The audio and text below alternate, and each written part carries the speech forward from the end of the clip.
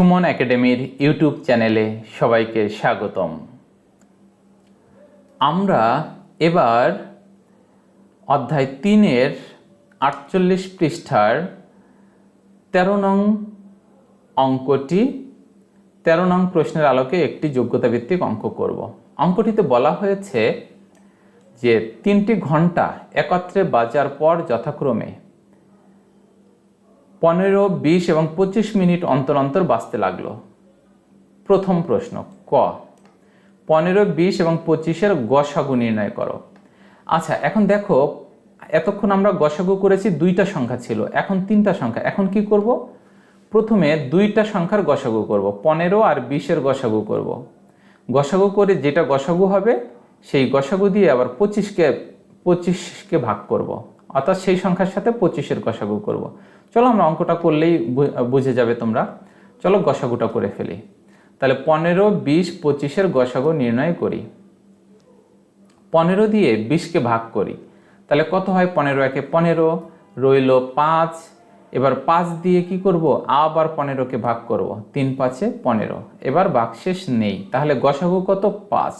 এবার এই 5 দিয়ে 25কে ভাগ করব, তাহলে 5 দিয়ে 25কে আবার লিখে 5 দিয়ে 25কে ভাগ করলে 5 5-এ 25, ভাগশেষ 0। তাহলে গসাগু হলো এই ভাজক।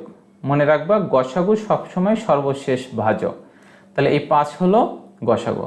তাহলে নির্ণয় গসাগু, সুতরাং নির্ণয় গসাগু 5, উত্তর 5।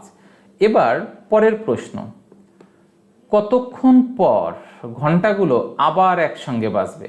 একসঙ্গে বললেই লসাগু, একসঙ্গে বললেই কি? লসাগু। তাহলে কোন সংখ্যার লসাগু? 15, 20, 25-এর লসাগু। তাহলে লিখব 15, 20, 25-এর লসাগু যত, ততক্ষণ পর ঘন্টাগুলো আবার একসঙ্গে বাজবে। চলো অঙ্কটি করে ফেলি। আচ্ছা, 15, 20, 25-এর লসাগু যত তত মিনিট পর ঘন্টাগুলো আবার একসঙ্গে বাজবে। এবার লসাগু 2 দিয়ে যায় না, কারণ 2 দিয়ে 20কে ভাগ করা যায়, 15কে 25কে যায় না। 3 দিয়েও যায় না, 3 দিয়ে 15কে ভাগ করা যায়, 20 আর 25কে ভাগ করা যায় না। আমাদের শর্ত কি? শর্ত ন্যূনতম 2টা সংখ্যাকে ভাগ করা যেতে হবে। 4 দিয়েও যায় না, একটাকে যায়, তাহলে 5 দিয়ে সবগুলোকেই ভাগ যায়, অর্থাৎ 5 দিয়ে ভাগ করব। 3 5-এ 15, 4 5-এ 20, 5 5-এ 25। আর ভাগ যায় না। কেন যায় না? 3 মৌলিক সংখ্যা, 5 মৌলিক সংখ্যা। 4কে 2 দিয়ে ভাগ যায়, কিন্তু 2 দিয়ে 3কেও ভাগ যায় না, 5কেও ভাগ যায় না, অতএব আর ভাগ যায় না। এবার লসাগু হলো 5 গুণ 3 গুণ 4 গুণ 5, সুতরাং লসাগু 5 গুণ 3 গুণ 4 গুণ 5। এবার গুণ করলে হয় 300। তাহলে এবার 300 কতক্ষণ পর? 300 মিনিট।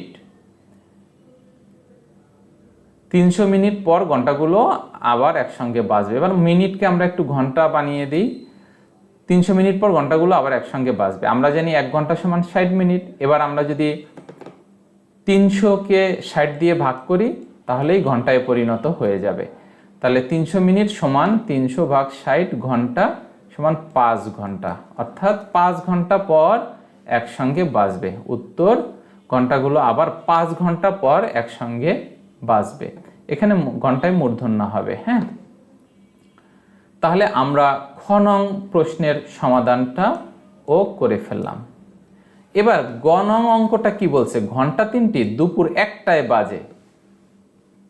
বাজার পর পরবর্তীকালে কোন সময়ে পুনরায় একত্রে বাজবে? দেখো যে ঘন্টা 3টি দুপুর 1টায় বাজার পর পরবর্তীকালে কোন সময়ে পুনরায় একত্রে বাজবে? তাহলে ঘন্টা 3টি কতক্ষণ পরে বাজে? 5 ঘন্টা পর বাজে। তাহলে 1টায় বাজলে আবার 5 ঘন্টা পর বাজবে, তাহলে 1টা যোগ 5 ঘন্টা, তার মানে 6টায় বাজবে। এটা আমরা একটু সাজিয়ে অঙ্কটি করে দিই। চলো আমরা দেখিয়ে দিচ্ছি। তাহলে আমরা লিখলাম গ নংয়ে 1 নং হতে প্রাপ্ত ঘন্টাগুলো 5 ঘন্টা পর আবার একসঙ্গে বাজবে। তাহলে ঘন্টা 3টি দুপুর 1টায় বাজার পর পরবর্তীকালে পুনরায় একত্রে বাজবে। দুপুর 1টা যোগ 5 ঘন্টা সমান সন্ধ্যা 6টা। উত্তর, সুতরাং সন্ধ্যা 6টায় পুনরায় একত্রে বাজবে। উত্তর 6টা। আশা করি তোমরা অঙ্কটি বুঝতে পেরেছ।